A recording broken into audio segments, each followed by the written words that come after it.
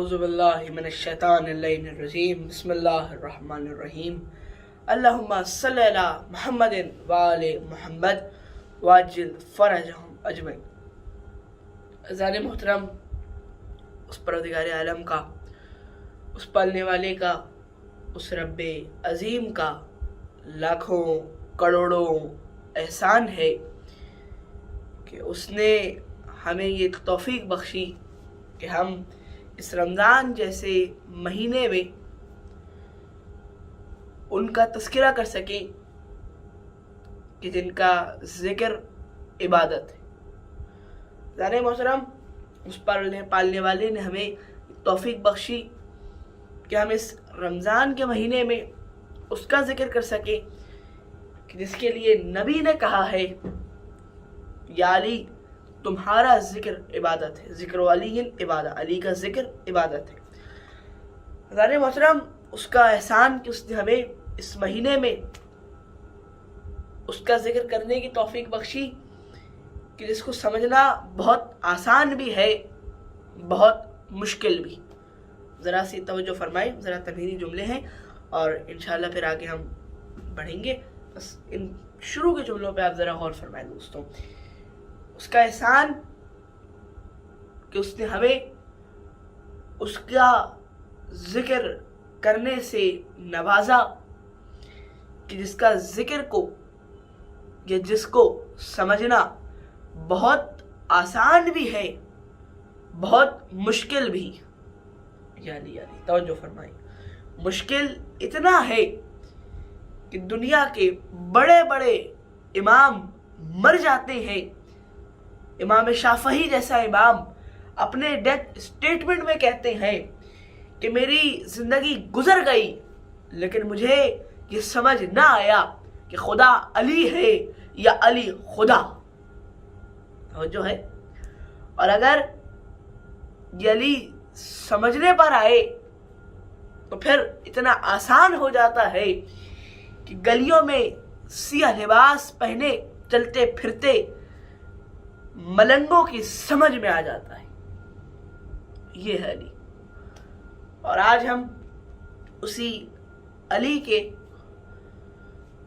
10ویں بیٹے کا ذکر کر رہے ہیں، مطلب ذکر کر چکے ہیں، اور 11ویں بیٹے کا آج ہم ذکر کریں گے۔ ذرا محترم، یعنی آج ہم ذکر کریں گے امام زمانہ امام مہدی ابن حسن عسکری علیہ السلام کا، اللہم صلی علی محمد وآل محمد واجل فرجہم اجمعین۔ ذرا محترم، وہ حصہ کہ جس کا پہلا حصہ آپ کے خدمت میں پیش کر دیا گیا تھا کل، اور کل میں نے آپ سے وعدہ کیا تھا کہ آج ہم انشاءاللہ آگے کی کہانی سنائیں گے کہ امام زمانہ کی والدہ کون تھی، آپ کا کیا کنیتیں ہیں اور آپ کس سے متشابہ ہیں اور آپ کی غیبتیں کیا تھیں۔ ذرا محترم، امام حسن عسکری کی 260 ہجری میں شہادت کے بعد امام زمانہ یعنی امام مہدی علیہ السلام، اللہم صلی علی محمد وآل محمد واجل فرجہم اجمعین، آپ منصب امامت پہ فائز ہو۔ ذرا محترم، میں ہو سکتا ہے بار بار امام مہدی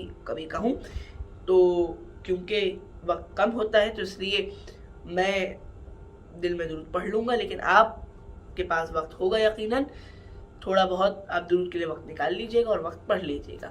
درود پڑھنے میں زیادہ ٹائم نہیں لگتا، مشکل سے 1 سیکنڈ لگے گا۔ اللہم صلی علی محمد وآل محمد واجل فرجہم اجمعین۔ ذرا محترم، اب امام زمانہ منصب امامت پہ فائز ہیں۔ ذرا محترم، آپ جناب موسیٰ سے متشابہ ہیں، وہ اس طرح کہ جناب موسیٰ کے بھی ولادت کے آثار ایک طویل عرصے تک ظاہر نہ ہوئے تھے، اور امام زمانہ کی ولادت کے آثار بھی ایک طویل عرصے تک ظاہر نہ ہوئے ہیں، کیونکہ میں نے امام حسن عسکری کے پروگرام میں بھی یقیناً آپ کو بتایا تھا کہ امام کا دور وہ دور تھا کہ جس دور میں پوری کوشش کی جا رہی تھی کہ امامت کو اب ختم کر دیا جائے، امامت اب آگے نہ بڑھے۔ پوری کوشش کی گئی کہ امام کا فرزند نہ ہو، امام کی اولاد نہ ہو، لیکن پروردگار جب چاہتا ہے تو اسے کوئی روک نہیں سکتا، مشیت الہی کے خلاف کوئی جا نہیں سکتا۔ 11ویں کے فرزند کو آنا تھا، 12ویں محمد کو آنا تھا، تو بس آنا تھا۔ یہ مشیت الہی تھی کہ 12واں محمد آئے گا، اور مشیت الہی کے خلاف کوئی جا ہی نہیں سکتا۔ امام کی ولادت ہوئی، لیکن وہ پوشیدہ رہی، ایک عرصے تک آپ کی ولادت کے آثار ظاہر نہ ہوئے۔ اسی وجہ سے آپ جناب موسیٰ سے متشابہ ہیں۔ آپ کا لقب ہے ابو القاسم، آپ کی کنیت ہے ابو القاسم، اور اسی وجہ سے آپ رسول خدا سے بھی متشابہ ہیں، کیونکہ رسول خدا کی بھی کنیت ابو القاسم تھی، یعنی آپ اپنے جد رسول خدا صلی اللہ علیہ وسلم، اللہم صلی اللہ محمد وعلی محمد وعجل فرجہم اجمعین، آپ اپنے جد سے بھی متشابہ ہیں۔ عزیزان محترم، آپ کے والد کا نام ہے امام حسن عسکری، جن کا ہم نے کل تذکرہ کیا، اور آپ کی والدہ کا نام ہے بی بی نرجس خاتون کے، جن کی آج سامرا میں امام حسن عسکری کے ساتھ تربت موجود ہے۔ عزیزان محترم، سب سے پہلے تو آپ کو امام زمانہ کی والدہ کے بارے میں بتا دیں۔ عزیزان محترم، امام زمانہ کی والدہ وہ خاتون ہے یا وہ بی بی ہے کہ جن کے خواب میں خود شہزادی کونین ہے۔ عزیزان محترم، بی بی نرجس خاتون پہلے ایک رومی تھی، اور آپ روم کے بادشاہوں کے خاندان سے تعلق رکھتی تھی۔ آپ کے والد کا نام تھا یوشع بن قیصر، اور آپ کا نسب قیصر روم سے ملتا ہے، اور آپ کا خاندان روم کے بادشاہوں کا خاندان تھا۔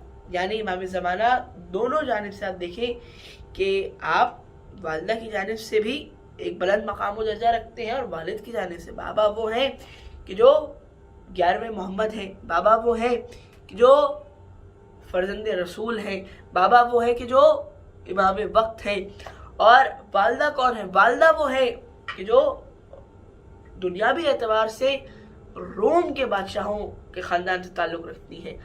اور اب اگر ہم عزیزان محترم بات کریں دنیاوی کو چھوڑ کر دینی طور پر، تو آپ کی والدہ یعنی بی بی نرجس خاتون وہ بی بی ہے کہ جن کے خواب میں خود شہزادی کونین آئی تھی۔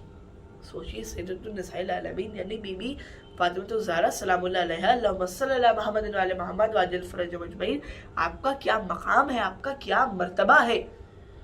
اور یہاں مجھے ایک بی بی کی شان میں خوبصورت شعر یاد آ رہا ہے۔ وہ شعر کچھ یوں ہے کہ عورت کی گواہی ہے شریعت میں ادھوری، عورت کی گواہی ہے شریعت میں ادھوری، کیا عقل کے میزان پہ معمور ہے زہرا، وہ دیکھو مبالے میں گواہی کے لیے بھی 2 مرد ہیں اور ایک ہی مستور ہے زہرا۔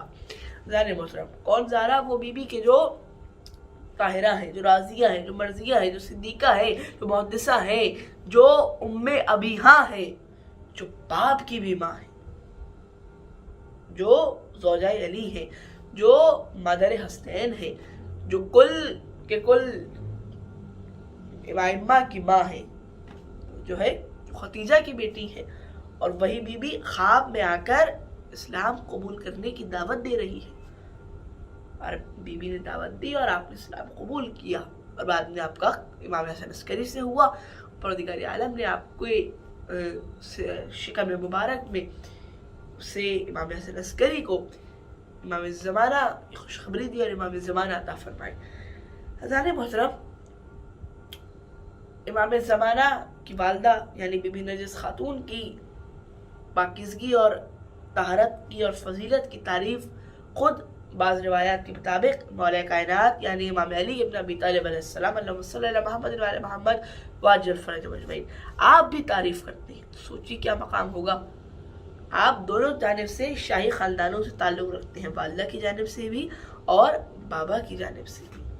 عزیزان محترم، 260 ہجری میں جب امام حسن عسکری کی شہادت ہوئی اور امام پردہ غیبت میں گئے، کہاں سے آج بھی موجود ہے وہ مقام جسے ہم سرداب امام زمانہ کہتے ہیں، اور اس سرداب امام زمانہ میں ہم زیارت کے لیے جاتے ہیں، کیونکہ وہاں سے آپ کی غیبت کا آغاز ہو گیا تھا۔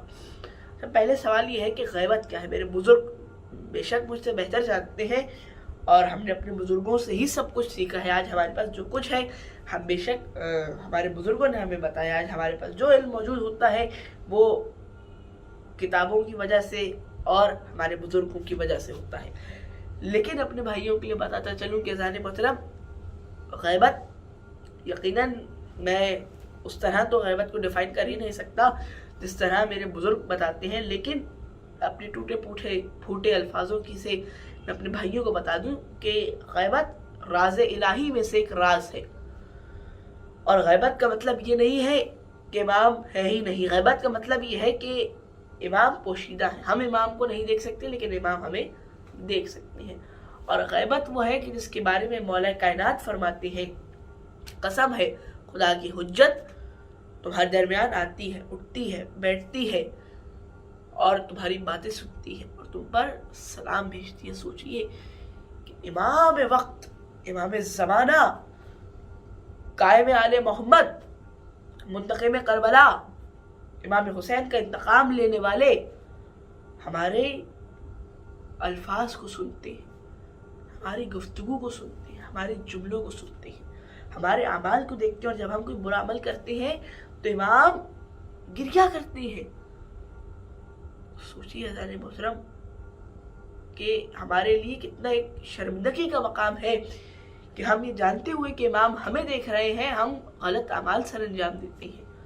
हम वो काम करते हैं कि जिनकी वजह से इमाम रोते हैं, इमाम गिरिया करते हैं। अज़ान मोहतरम, हम सोचते हैं कि कोई काम करते हुए, कोई बुरा काम करते वक्त कि यार कौन है, मैं हूँ सिर्फ, और तो कोई है नहीं, ना अम्मी है, ना अब्बू है, ना भाई है, ना बहन है, ना नाना है, कोई भी नहीं है, ना दोस्त है, ना कोई असातिज़ा में से कोई है। हम तन्हा मौजूद हैं, हम कर लेंगे और कोई नहीं देखेगा। याद रखिए, खुदा के बाद इमाम ज़माना वो हस्ती है कि जो आपको हर वक्त देखते हैं, आपके काम को देखते हैं, आपके अमाल को देखते हैं, आपके अल्फाज को देखते हैं। तो आपसे अहद करें कि हम जो भी काम करेंगे हम उसे करने से पहले 100 बार सोचेंगे। और ये सोचेंगे क्या कि हम जो काम करने जा रहे हैं वो गलत ना हो, क्योंकि इमाम हमें देखेंगे। हमें अपने अमाल को इतना बेहतर बनाना चाहिए है कि इमाम हमें देखकर कहें कि हाँ बेशक मेरा चाहने वाला ऐसा ही होता है। इमाम हमें देख के फख्र महसूस करे, इमाम कहे कि हाँ बेशक ऐसे ही होते हैं कि जो मेरे इस गैबत के ख़त्म हो जाने की दुआ करते हैं। अमाल हमारे ऐसे होने चाहिए हैं कि इमाम फ़ख्र करे कि देखो ऐसे हैं मेरे चाहने वाले जो मेरी गैबत ख़त्म हो जाने की दुआएं करते हैं, ना कि इमाम हमारी वजह से गिरिया करे, हमारी वजह से रोए। इसलिए हमें ज़्यादा से ज़्यादा कोशिश करनी चाहिए है कि हम बुरे अमाल को सर अंजाम ना दें, जानते बुझते तो बिल्कुल ना दें, और जो गलती से हो गए हैं उनकी हम बहुत माफ़ी मांगें। क्योंकि देखें वैसे भी रमज़ान का महीना है और इसमें हर गुनाह माफ़ हो जाता है, इसलिए इस महीने में तो आप मुस्तकिल माफ़ी मांगे कि परवरदिगारा जो अमाल हमने जानते बुझते किए उन्हें माफ़ कर दे, और जो अमाल हमने ना अनजाने में किए, गलती से कर दिए हैं, उन अमाल को भी बख्श दे, उन्हें माफ़ कर दे, उन्हें ख़त्म कर दे, हमें माफ़ कर दे परवरदिगारा। और अहद करें कि हम आज से कोई ऐसा अमल नहीं करेंगे और पूरी कोशिश करेंगे कि इमाम को हमारी तरफ से कोई तकलीफ़ ना हो, इमाम हमारी वजह से रोए ना, इमाम का आंसू ना बहे हमारी वजह से। खैर अज़ान मोहतरम, बात किसी और रुख पे चली गई, बात हम इमाम की गैबत की कर रहे थे। अज़ान मोहतरम, ये मौला कायनात है, आपके नायबीन में से गालिबन दूसरे नायब हैं जो फरमाते हैं कि खुदा की हुज्जत मौसम हज में तुम्हारे दरमियान आती है, बैठती है, तुम्हारी बातें सुनती है, लेकिन तुम उन्हें नहीं देख पाते क्योंकि खुदा का वादा है। ज़ाने मोहतरम, इमाम की जब इमाम हसन अस्करी की शहादत हुई तो 260 हिजरी से गैबत का आगाज़ हुआ। गैबत सुगरा, एक है गैबत सुगरा, एक है गैबत कुबरा। गैबत सुगरा ज़ाने मोहतरम ये वो गैबत है कि जिसके अंदर इमाम के 4 नायबीन रहे हैं, और नायबीन के नाम क्या थे? मोहम्मद बिन उस्मान बिन सईद, दूसरे का नाम है मोहम्मद बिन उस्मान, तीसरे का नाम है हुसैन बिन नू, और चौथे का नाम है अली इब्ने मोहम्मद समरी। अज़ान मोहतरम, अभी हमने वक्त बहुत हो चुका है और हमने आज जाना कि इमाम की गैबत में क्या हमें अमाल करने चाहिए हैं और इमाम के नायबीन क्या थे। और इंशाअल्लाह कल की वीडियो में हम जानेंगे कि इमाम की गैबत सुगरा में जो नायबीन थे, गैबत सुगरा का टाइम पीरियड क्या था, इन नायबीन के क्या अमाल थे और इन्हें क्या ये नायबीन किया करते थे, और इनके टाइम पीरियड क्या थे, मतलब कौन से नायब कितने अरसे तक रहे। और फिर हम गैबत कुबरा की जाने बढ़ेंगे, फिर हम जानेंगे कि कौन से दिन कौन से کس امام سے کون کون سے دن منسوب ہیں ان امام سے، اور ہمیں کیا کیا کرنا چاہیے امام کے ظہور میں تعجیل کے لیے، امام کی جو فوری ظہور کے لیے۔ تب تک کے لیے اپنے میزبان بہت زیدی کو اجازت دیجیے، والسلام۔